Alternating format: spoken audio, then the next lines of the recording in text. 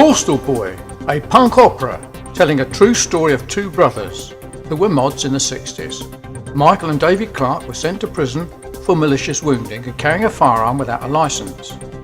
Michael, David's elder brother, was sent to Maidstone Prison, having already served time in Oxford Detention Centre for actual bodily harm and then again for assaulting a police officer. He was then sent to Rochester Borstal for stealing cars. And David, the younger, inherited his TV 175 Lambretta scooter, which made him mobile.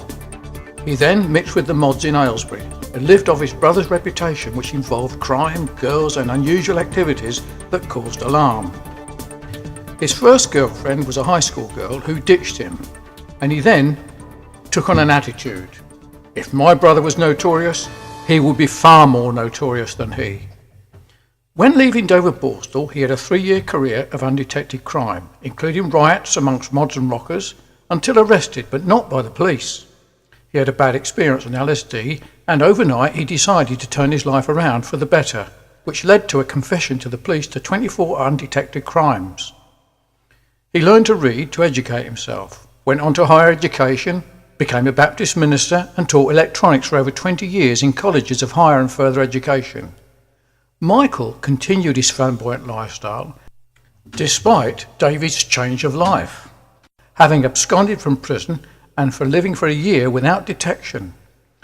Towards the latter part of his life, he ended up in prison in the Philippines, serving a 16-year prison sentence where he died in prison of tuberculosis.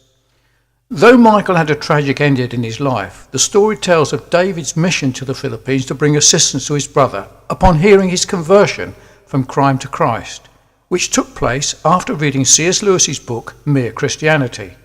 They then commenced a joint work assisting many criminals in the jails of the Philippines on their own roads of reformation.